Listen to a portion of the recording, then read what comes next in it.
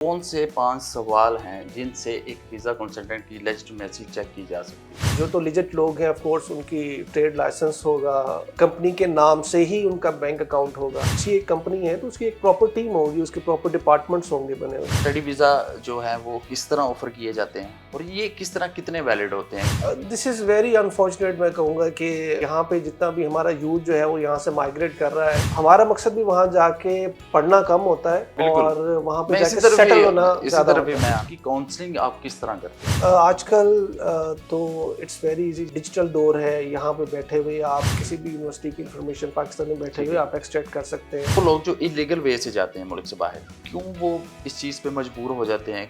वो कौन से लोग हैं जो इनको ये ऑफर्स देते हैं? यहाँ पे लोग हर दिन मर रहा है। गरीब जवान हमारा ये बड़े सुहाने सपने लेके वो इस चीज़ को बिल्कुल फिगर आउट ही नहीं कर पाता है कि इसमें कितना रिस्क इन्वॉल्व है। जितनी भी यूथ मुझे देख रही है, मैं तो उनसे यही कहूँगा कि अगर आपने बिलफर्ज जाना भी है तो ये डंकी वाले चक्कर में बिल्कुल मत पड़े।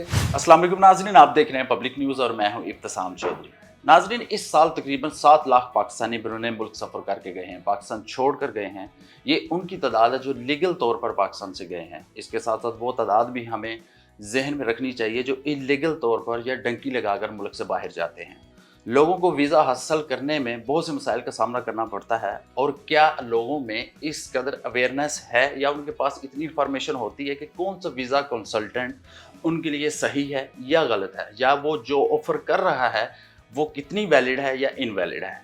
सबसे पहले अपने बारे में हमें बताइएगा कि आप कौन सी कंपनी रन कर रहे हैं और कितने अरसे से ये वीज़ा कंसल्टेंसी का काम कर रहे हैं?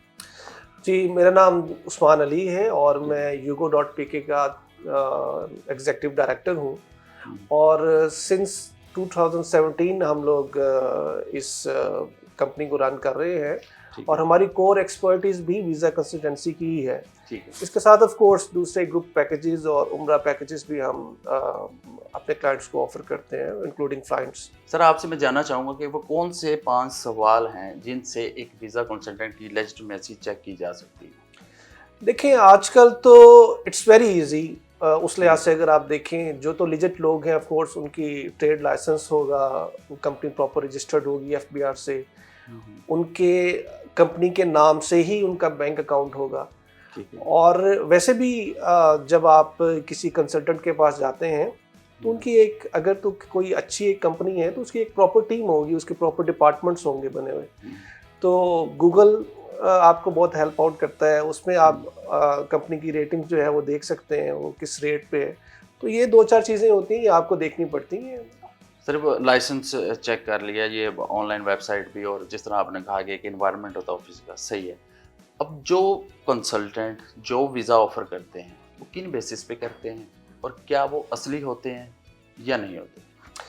देखिए, अगर आप इसकी वर्क वीज़ा की बात कर रहे हैं तो उसके लिए तो गवर्नमेंट ऑफ पाकिस्तान ने एक लाइसेंस, OEP लाइसेंस होता है, ये इशू किया हुआ है। जितने भी रिक्रूटर पाकिस्तान में हैं जो रिक्रूटमेंट, ये मिडिल ईस्ट की हम बात करें तो ये यूरोप लहदा है या मिडिल ईस्ट लहदा है? नहीं, ज़्यादा वो मिडिल लाइसेंस ईस्ट में होता है, सऊदीया में, कतर में, दुबई में। लेबर वीज़ा की मैं बात कर रहा हूँ, जो ऑफ़र होते हैं मुख्तलिफ किस्म के। जी एग्जैक्टली, वो OEP लाइसेंस होल्डर जितनी भी कंपनीज हैं वही वो इशू कर सकती हैं। उनके थ्रू ही वो आपका जितना भी लेबर है यहाँ से जो है वो माइग्रेट करता है और वहाँ पे जाके ऑफ कोर्स अपनी रोजी रोटी कमाता है। गवर्नमेंट ऑफ पाकिस्तान ने एक वेबसाइट लॉन्च की हुई है BEOE के नाम से। वहाँ पे अगर आप जाएं तो तमाम जितने भी लाइसेंस होल्डर है उनकी एक लिस्ट वहाँ पे अवेलेबल है। सही है। वहाँ से आप जाके उसको वेरीफाई कर सकते हैं कंपनी को। इस वेबसाइट पे जाके वो जितने भी लाइसेंस होल्डर्स हैं, कंसल्टेंट्स, उनकी लिस्ट चेक कर सकते हैं। इसके साथ साथ कौन कौन सी इंफॉर्मेशन उस पर अवेलेबल है? ऑफ कोर्स वही, अगर देखें ना, आपको अगर वहाँ पे जितने भी कॉन्ट्रैक्टर्स हैं अगर वहाँ पे अवेलेबल हैं तो उनके पास आप जाए। आगे फिर उन कॉन्ट्रैक्टर्स के पास जो है वो जॉब अपॉर्चुनिटीज अवेलेबल होती हैं। अच्छा उस्मान भाई, बताइएगा कि एज ए कंसल्टेंट आप वैसे आप कौन कौन से वीज़ा ऑफ़र कर रहे हैं, और इसके साथ साथ मार्केट में जो वीज़ा ऑफ़र हो रहे हैं उसको एक्वायर करने या उसको हासिल करने में एक वीज़ा कंसल्टेंट का प्रॉपर क्या रोल होता है? देखें हमारे तो एक्सपर्टीज का फ़ायदा ही तब होता है जब हम हमारे पास जो कस्टमर आता है हम उसकी एक प्रोफाइलिंग करते हैं। हमारे एक सर्टन चेक लिस्ट है जिसके थ्रू हम उसके फाइनेंशियल्स को देखते हैं। हम देखते हैं कि वो एफबीआर के साथ क्लाइंट रजिस्टर्ड है कि नहीं है, उसकी कुछ प्रीवियस ट्रैवल हिस्ट्री है कि नहीं है। तो ये पॉइंट्स होते हैं जिनको हम देखते हैं ख़ास तौर पे जब आप विजिट वीज़ा प्लान कर रहे होते हैं। ठीक है। विजिट वीज़ा अमूमन लोग जो है वो सैर सपाटे के लिए या एंजॉयमेंट के लिए जाना चाहेंगे या for the sake of business के सिर्फ मीटिंग्स के लिए। अच्छा, इसके साथ साथ स्टडी वीज़ा जो है वो किस तरह ऑफर किए जाते हैं और ये किस तरह कितने वैलिड होते हैं? This is very unfortunate. मैं कहूँगा कि अगर आप ये देखें यहाँ पे जितना भी हमारा यूथ जो है वो यहाँ से माइग्रेट कर रहा है। ऑफ कोर्स हमारे इकोनॉमिक हालात कुछ इस तरह के हैं कि हर बंदा जो है वो चाहता है कि वो जैसे भी करके वो उससे बाहर चला जाए। अब इसमें जितना भी हमारा यूथ है जो स्टूडेंट है वो डिफरेंट यूनिवर्सिटीज में बाहर जाता है। और मैं फ्रैंकली स्पीकिंग आपको सही बात बताऊं, I will be honest with you, हमारा मकसद भी वहाँ जाके पढ़ना कम होता है और वहाँ पे जाके सेटल होना। इसी तरफ भी मैं आना चाह रहा था कि बहुत कम वो रेशो होगी जो सिर्फ और सिर्फ स्टडी के हसूल के लिए जाएंगे, होता रोजगार के लिए है या वहाँ जाके किसी भी तरह से पीआर हासिल करना चाहें। मैं सिर्फ आपसे जानना चाह रहा हूँ कि उसकी काउंसलिंग आप किस तरह करते हैं? आजकल तो इट्स वेरी इजी, जैसे मैंने आपको पहले कहा कि डिजिटल दौर है। यहाँ पे बैठे हुए आप किसी भी यूनिवर्सिटी की इंफॉर्मेशन पाकिस्तान में बैठे हुए आप एक्सट्रैक्ट कर सकते हैं। हमारे पास जब बच्चा आता है तो हम उसको प्रॉपर उसकी जब सीवी आती है तो हम देखते हैं उसके मेजर्स क्या हैं और कौन सी यूनिवर्सिटी में वो फॉल करता है, उसका क्या फ़ी स्ट्रक्चर होगा। तो सारी चीज़ें उनको हम एक्सप्लेन करते हैं। फिर हमारी एक बड़ी डेडिकेटेड टीम है जो उनकी काउंसलिंग करती है, उनको इंटरव्यूज़ के लिए प्रिपेयर करती है, उनकी सारी फाइलिंग करती है, उनकी डॉक्यूमेंटेशन बनाती है और उनका जब वीज़ा वहाँ से एडमिशन अप्रूव होके आता है तो उनको वीज़ा के लिए भी हम उसको कंप्लीट एक इंटरव्यू के लिए एक काउंसलिंग करके उनको प्रिपेयर करके हम उनको एम्बेसी के लिए भेजते हैं ताकि उनकी वीज़ा रेशो जो है वो उसमें उनको कोई हर्डल ना आए, उनका वीज़ा अप्रूव हो। अच्छा भाई, अच्छा उस्मान साहब ये बताइएगा कि जो लोग आते हैं, मैं उन कंसल्टेंट की बात कर रहा हूँ जो गुमराह करते हैं, जो गलत बयानी करते हैं और उनको वो लोग जो ख़ास तौर पर मिडिल ईस्ट में जो लेबर वीज़ा या जो वीज़ा के हसूल के लिए या इश्तिहार या अखबार में पढ़ के जाते हैं, पैसे दे देते हैं, इस चीज़ आगे उनको कुछ नहीं पता होता, बस उनको ये होता है कि इतने अरसे के बाद वीज़ा आ जाएगा और जाके वो अपनी जॉब स्टार्ट करेंगे तो उनकी रोज़ी स्टार्ट हो जाएगी।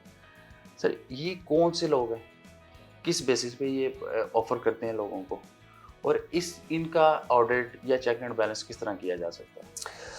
देखिए काली भेड़ें हर इंडस्ट्री में मौजूद हैं और इसी तरह हमारे जो भोले भाले लोग हैं जो देहाती हैं बेचारे अपना रोज़गार तलाश करने की नीयत से वो किसी कंसल्टेंट के पास जाते हैं और वो उन्हें सुनहरे ख्वाब दिखा के उनसे पैसे भी बटोरते हैं और जो यहाँ पे उन्होंने कमिट किया होता है वो वहाँ जाके उनको वो चीज़ें मिलती नहीं है एज इट इज़।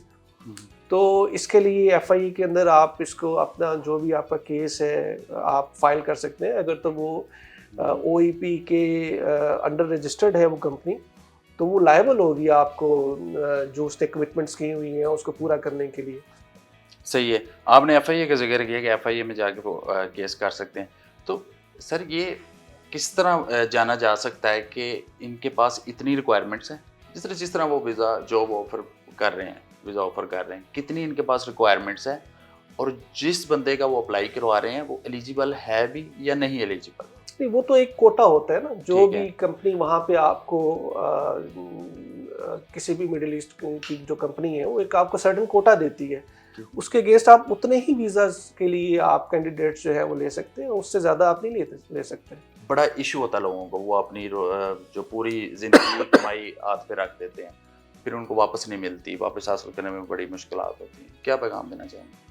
जी, इसमें सबसे पहले तो जब भी आप किसी कंसल्टेंट के पास जाते हैं, किसी भी रिक्रूटर के पास, उससे एक प्रॉपर आप एग्रीमेंट साइन करवाएं, ठीक है। उस एग्रीमेंट की बेस के ऊपर ही आपकी सारी, ये तो हमारे सुन्नत भी है, हमारे दीन का पैगाम भी है कि आप हमेशा अपना एग्रीमेंट लाजमी करें। जब आप एग्रीमेंट कर लेते हैं और अगर उससे कोई चीज़ डिफ़र करती है तो then you have the all the rights कि आप अपना केस आप पाकिस्तानी एम्बेसी तक लेके जा सकते हैं। आप उस रिक्रूटर को जो है वो आप पेनलाइज कर सकते हैं, उसकी कंप्लेंट करें आप, तो गवर्नमेंट ऑफ पाकिस्तान बिल्कुल एक्शन लेगी। और उसके हमने तो ये बहुत दफ़ा देखा है कि उनके लाइसेंस कैंसिल हो जाते हैं और दोबारा कभी उनको लाइसेंस मिलते भी नहीं है। अच्छा उस्मान भाई, बताइएगा कि आप की कंपनी किस तरह प्रोसेस कर रही है प्रॉपर, और अभी अगर मैं आपसे एट द वेरी फर्स्ट जानना चाहूँगी किस किस्म के आप वीज़ाज ऑफ़र कर रहे हैं और किन किन लोगों को या किस तबके को फैसिलिटेट कर रहे हैं? देखिए हम लोग वर्क वीज़ा डील नहीं करते, चूँकि हम OEP से रजिस्टर्ड नहीं है, तो ठीक लिहाजा है। हम लोग वर्क वीज़ा जो है वो प्रमोट नहीं करते, ना हम एलिजिबल हैं उसके लिए। हम्म, हाँ, हम लोग विजिट वीज़ा कंसल्टेंसी प्रोवाइड करते हैं, जिसमें हमारी जो कोर एक्सपर्टीज़ हैं, हम लोग शेंजन, UK, कनाडा, USA, इन सारी कंट्रीज़ को हम कवर करते हैं। अदर देन दैट हम मिडल ईस्ट में आप चले जाएँ, फार ईस्ट में चले जाएँ, तो हम सारे वीज़ास की कंसल्टेंसी जो है वो प्रोवाइड करते हैं। इसके अलावा हमारे ग्रुप पैकेजेस हैं जो हम फार ईस्ट में भेजते हैं अपने क्लाइंट को, हम यूरोप में भेजते हैं, हम कनाडा में भेजते हैं। तो टर्की हो गया, बाकू हो गया, दुबई हो गया, तो हमारी ग्राउंड हैंडलिंग एक्सेप्शनल है उस लिहाज से। इसके अलावा अगर आप उम्रे की बात करें तो उम्रा में हमारी बड़ी ज़बरदस्त ग्राउंड हैंडलिंग है, हमारे अपने अलॉटमेंट्स हैं, तो ये चीज़ें हम ऑफ़र करते हैं। फ़्लाइट्स तो ऑफ कोर्स ये तो एक बाय प्रोडक्ट है। तो वो लोग जो इलीगल वे से जाते हैं मुल्क से बाहर, क्यों वो इस चीज़ पे मजबूर हो जाते हैं, और वो कौन से लोग हैं जो इनको ये ऑफर्स देते हैं? देखिए इब्तिसाम, ये तो एक आपने ऐसा इमोशनल सवाल किया है जो कि जिसको लेके मैं अक्सर हम लोग इंटरनली भी आपस में डिस्कस करते हैं कि यहाँ पे लोग हर दिन मर रहा है इंसान, गरीब लोग जो है यहाँ पे कोई ज़िंदगी नहीं है। तो जो जवान है यहाँ पे गरीब जवान हमारा, ये बड़े सुहाने सपने लेके वो इस चीज़ को बिल्कुल फिगर आउट ही नहीं कर पाता कि इसमें कितना रिस्क इन्वॉल्व है। आप ये ग्रीस का हादसा देखें जो पिछले दिनों हुआ है, तो कितनी मासूम जानें गई हैं। तो मैं तो अपने जितनी भी यूथ मुझे देख रही है, मैं तो उनसे यही कहूँगा कि अगर आपने बिलफर्ज जाना भी है तो ये डंकी वाले चक्कर में बिल्कुल मत पड़े, अपनी ज़िंदगियों को दांव पे मत लगाएं। देखें, अल्लाह ने रिस्क तो लिखा हुआ है इंसान का, और अगर आपका रिस्क लिखा हुआ है कहीं इटली में, स्पेन में, UK में, कनाडा में, USA में, तो अल्लाह आपको ले जाएगा। इस पे तसल्ली रखें आप। उम्मीद है कि इस प्रोग्राम के ज़रिए आपको कुछ सवालात के जो जवाब वो मिले होंगे, और मज़ीद अवेयरनेस के लिए इस टॉपिक को हम मज़ीद फ्यूचर में कवर करेंगे। इसी के साथ अपने मेज़बान इब्तिसाम चौधरी को दीजिए इजाज़त, और देखते रहिए पब्लिक न्यूज़।